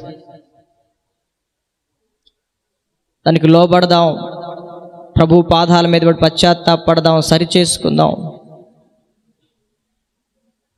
ఎన్నో నీతి కార్యాలు చేసావు, పరిచర్య కోసం ఎంతో చేసావు, అవన్నీ వృధా చేసుకుంటావా? ప్రభు నీ కొరకు ఎంతో చేశాడు, అదంతా వృధా చేసుకుంటావా? ఇప్పటికైనా వాక్యానికి లోబడి విధేయత చూపించి,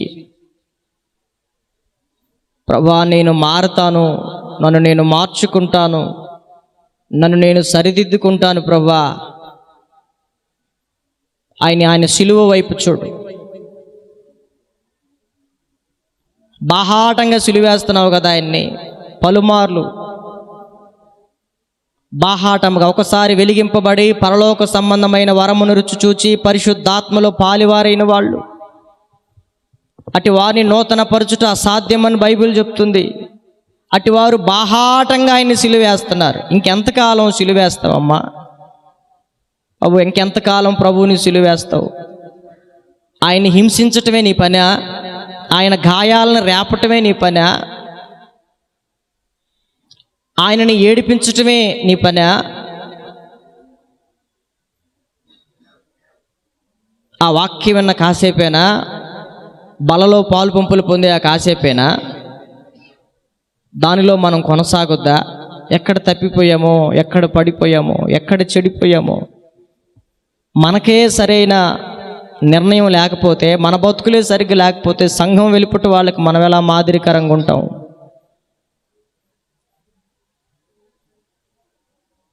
నువ్వు కోరుకున్నవన్నీ ప్రభువు చేయాలి, కానీ ప్రభువు కోరుకున్నట్టుగా నువ్వెందుకుండవు? నువ్వు అడిగినవన్నీ ప్రభు ఇవ్వాలి, కానీ ప్రభు అడుగుతున్నాడు కదా, నా స్వారూప్యంలోనికి రావాలి, నాతో పాటు యుగయుగాలు ఉండాలి, నువ్వు ఇలా ఉండాలి అలా ఉండాలని అనేకమైన విషయాలు నీకు బోధిస్తున్నాడు కదా. ఇంకెంతకాలం సేవకుల ప్రయాసని వృధా చేస్తావు? నీ ప్రయాసని వృధా చేసుకుంటావు, నీ కష్టార్జితం. ఎంత బతుకు బతికి పడినదంతా వృధా అయితే అది ఎంత బాధాకరమైన విషయం. చిన్న ప్రార్థన చేసుకోండి, మేము కూడా మీ కొరకు ప్రార్థన చేస్తాం. మహాపరిశుద్ధుడు అయిన ప్రేమ కలిగిన మా ప్రియ పరలోకపు తండ్రి, నీ పరిశుద్ధమైన ఘనమైన శ్రేష్టమైన మహిమ కలిగిన అద్వితీయ నామాన్ని బట్టి మీకు ఎనలేని వందనాలు, స్తోత్రాలు, స్తుతులు చెల్లించుకుంటున్నాం ప్రభా. ఈ సభల 2వ దినం ఉదయకాల కూడికలో మీరు మాకు అనుగ్రహించినటువంటి మాటలు, ఈ సంఘానికి ప్రభా మీరు అనుగ్రహించినటువంటి మాటలు ప్రభా, బట్ మీకు వందనాలు, స్తోత్రాలు, స్తుతులు చెల్లించుకుంటున్నాం. ఇలాంటి వర్తమానాల బిడలు అనేక సంవత్సరాలుగా వింటున్నారు, కానీ లోబడే మనస్సును ప్రభా ప్రతి ఒక్కరికి అనుగ్రహించండి ప్రభా. వాక్యోపదేశానికి విధేయత చూపించే మనస్సును దయచేయండి నాయన. బిడల యొక్క జీవితాలను, పరిచర్యలను ప్రభా మీరు ప్రక్షాళన చేయమని, అయా శుద్ధీకరించమని, నూతనపరచమని ప్రార్థన చేస్తున్నాం. సంఘ బిడల్లో దైవికమైనటువంటి భయాన్ని అయ్యా కలుగు చేయమని, భయాన్ని నేర్పించమని ప్రార్థన చేస్తున్నాం. లేఖనాల్లో నుంచి అనేకమైన విషయాలు మేమేమనుకుంటున్నామో ప్రభా, మా ఆలోచనలు ఎలా ఉంటున్నాయో, మా దినచర్యలు ఎలా ఉంటున్నాయో, మా జీవన విధానం ఎలా ఉంటుందో ప్రభా, మేము ఎలాంటి మాటలు అనుకుని వెనుతట్టుకుని మమ్మల్ని మేము ప్రోత్సహించుకుని భ్రమపరచబడి మమ్మల్ని మేము మోసగించుకుని ఎట్లా ముందుకు వెళ్ళిపోతూ నష్టపోతున్నామో వాక్యములో మాకు కన్నులకు కట్టినట్లుగా తెలియపరుస్తూ వచ్చావు ప్రభా. తండ్రి, ఈ యొక్క వాక్యంలో ఒక్క విషయంలో మేము తప్పిపోయినా మాకు మీ రాజ్యంలో చోటు లేదని అయ్యా మాతో ఉన్నది ఉన్నట్లుగా సత్యాన్ని మీరు మాకు తెలియపరిచినందుకు మీకు వందనాలు. దయచేసి ఈ సంఘంలో ఈ మాటలు విన్నారు ప్రభా. ఎవరైతే ఇంకా పాపములో ఉన్నారో ప్రభా తండ్రి, వారిలో పశ్చాత్తాపాన్ని కలుగు చేయండి అయ్యా. వారి పాపాలకి ఎన్నడూ జ్ఞాపకం చేసుకుని ఉన్నావు కదా ప్రభా. అయ్యా నీతిగా బతికి కూడా పడిపోయిన వాళ్ళు ఉంటున్నారు, వారిని కూడా జ్ఞాపకం చేసుకోండి నాయన. వారి పాపాలను కూడా మీరు ఎన్నడూ జ్ఞాపకం చేసుకున్నది ప్రభా. అయ్యా మరొక మారు మీరు సిలువ దగ్గరికి వస్తున్నాం ప్రభా. మీ రక్తముతో కడగండి, మీ వాక్యముతో కడగండి, మీ ఆత్మలో కడిగి శుద్ధీకరించండి ప్రభా. వాక్యానుసారమైన జీవితాలు మాకు దయచేయండి. వాక్యానుసారమైన సంఘంగా ప్రక్షాళన చేయమని అడుగుతున్నాం ప్రభా. నూతన పరచమని అడుగుతున్నాం ప్రభా.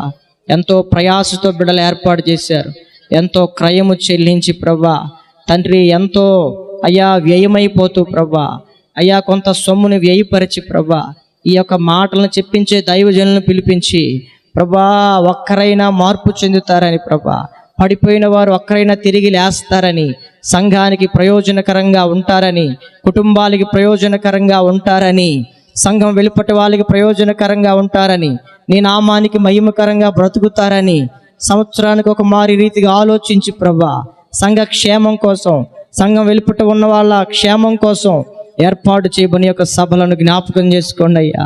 బిడ్డలు ఎంతో పరిచర్య చేసి సిద్ధపడ్డారు అయ్యా, నీకు వందనాలు. ఎన్నో ఏర్పాట్లు చేశారు ప్రభా. ఇవన్నీ కూడా నీ మాటలు మేము వినటానికే కదా ప్రభా, విని తీర్మానం చేసుకున్న రీతిగా బతకటానికే కదా ప్రభా. బిడ్డలు ఎంతో కష్టపడి పనిచేశారు నాయన.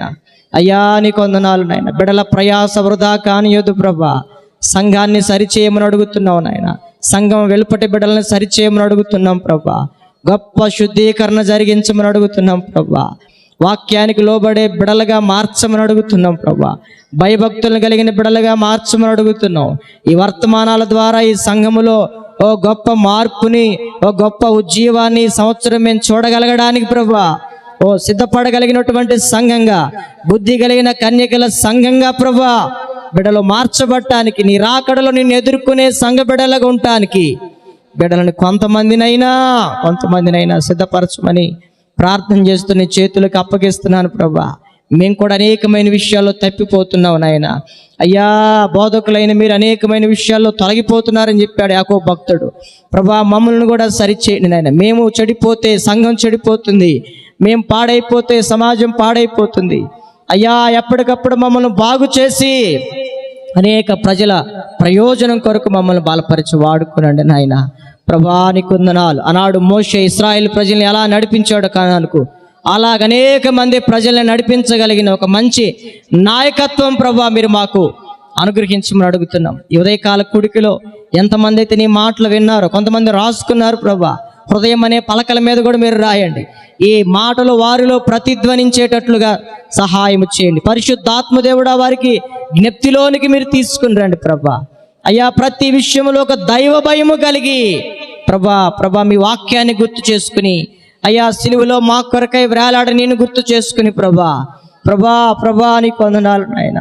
ఈ కొద్ది దినాలైనా నీకు ఇష్టానుసారమైన బ్రతుకులు బ్రతకటానికి సహాయం చేయండి. స్థానిక సేవకులను కూడా జ్ఞాపకం చేసుకోండి. సేవకురాలని, కుటుంబాన్ని ప్రభా నీకు వందనాలు నాయన. వారిని బలపరచండి, వారిని కూడా వాక్యానుసారంగా సిద్ధపరచండి నాయన. వారిని, సంఘాన్ని సిద్ధపరచండి, కుటుంబాన్ని సిద్ధపరచండి. ఒక నోవాహు కుటుంబం వలె బిడ్డలు కలిసి పనిచేయగలగటానికి ప్రభా సహాయం చేయమని అడుగుతున్నాం. చేరి వచ్చిన బిడ్డలందరినీ కూడా జ్ఞాపకం చేసుకోండి. నీ మాటలు విన్నారు ప్రభా, వృధా కానియొద్దు, నిష్ప్రయోజనం కానియొద్దు ప్రభా నీకు వందనాలు. వాక్యములో ఉన్న ప్రభావం వారిని తాగటానికి కృప చూపించండి నాయన. అయ్యా అనేకమైన వాటి నుంచి ఇప్పుడే ప్రజల్ని విడిపించండి నాయన. ఇక్కడ విడిచిపెట్టి వెళ్ళగలగటానికి, క్రొత్త వ్యక్తులుగా రూపాంతరం చెంది వెళ్ళగలగటానికి ప్రభా, మార్పు చెంది వెళ్ళగలగటానికి ప్రభా, అయ్యా నీకు సాక్షులుగా బ్రతకగలగడానికి బిడ్డలను దర్శించమని ప్రార్థన చేస్తున్నాం. ఒక్కొక్కరిని తాకండి, ముట్టండి ప్రభా నీకు వందనాలు. రకరకాల బలహీనతల్లో, ఇరుకుల్లో, ఇబ్బందుల్లో ఉండి నీ మాటలు విన్నారు ప్రభా. అయ్యా పరిస్థితులు తారుమారై వచ్చి నీ బిడ్డలు నీ మాటలు విన్నారు. వారిని జ్ఞాపకం చేసుకోనండి ప్రభా. మొట్టమొదటిగా వారి హృదయంలో ఒక మార్పుని కలుగు చేయండి, కుటుంబాల్లో మార్పు కలుగు చేయండి. గొప్ప గొప్ప కార్యాలు బిడ్డల జీవితంలో మీరు దయచేయండి. ఎలా అయితే వచ్చారో అలా వెళ్ళనీయొద్దు. ప్రతి ఒక్కరిని మీరు ముట్టి ప్రభా దేవానికి వందనాలు. అనేకుల్లో ఈ సంవత్సరం ఈ సభల్లో అనేకుల హృదయాల్లో, కుటుంబాల్లో మేము మార్పులు చూడగలగటానికి, సేవా పరిచర్యలో మార్పులు చూడగలగటానికి మీరే సహాయం చేయవలసిందిగా ప్రార్థిస్తూ వాక్యం అందించి నన్ను కూడా బలపరచండి. ఎన్నో విషయాలు మీలు బయలుపరిస్తే చెప్తున్నాం ప్రభా. నాకు కూడా అట్టి వాక్యానుసారమైన జీవితాన్ని అనుగ్రహించండి. ఇంత బతికి మేము పరలోకం వెళ్ళకపోతే మాకంటే దౌర్భాగ్యులు ఎవరు ఉండరు ప్రభా. ఎప్పటికప్పుడు మమ్మల్ని కూడా సరిచేసి సరిదిద్ది సంఘం వెలుపటి వారికి మాదిరికరంగా సిద్ధపరచమని ఇప్పటి వరకు ఆరంభం నుండి ముగింపు వరకు మీరు మాకు తోడుగా ఉండి చక్కని ఆలోచన చెప్పి నడిపించారు. మధ్యాహ్న కాల కూడికలో, రాత్రికాల కూడికలో కూడా చక్కని వాతావరణం ఇచ్చి ప్రభాటంకాలన్నీ తొలగించి అడిగి ఊహించు వాటికంటే కూడా అత్యధికంగా ఈ కూడికలను జరిగించి మీ నామానికి మాత్రమే మహిమ తెచ్చుకోమని సమస్త మహిమ ఘనత ప్రభావాలు మీకు ఆరోపించుకుంటూ యేసు నామములో అడుగుచున్నాను తండ్రి, ఆమేన్. మన తండ్రి అయిన దేవుని దీవెన, కుమారుడైన యేసుక్రీస్తు వారి యొక్క అత్యున్నతమైనటువంటి కృప, పరిశుద్ధాత్మ దేవుని యొక్క అన్యోన్య సహవాసం కూడి ఉన్న మనకు, సకల కోటి పరిశుద్ధులకు, వాక్యం అందించిన దైవజనులకు, సభలు ఏర్పాటు చేసిన దైవజనుల కుటుంబానికి, చేరి వచ్చిన మనందరికీ ప్రభు కృపా కాపుదల సదాకాలము తోడైండి. ఈ వాక్యానుసారంగా మనల్ని అందరినీ సిద్ధపరిచి వాక్యానుసారంగా నడిపించునుగాక. ఆమేన్, ఆమేన్, ఆమేన్. అందరికి కూడా ప్రభు పేరిట వందనాలు.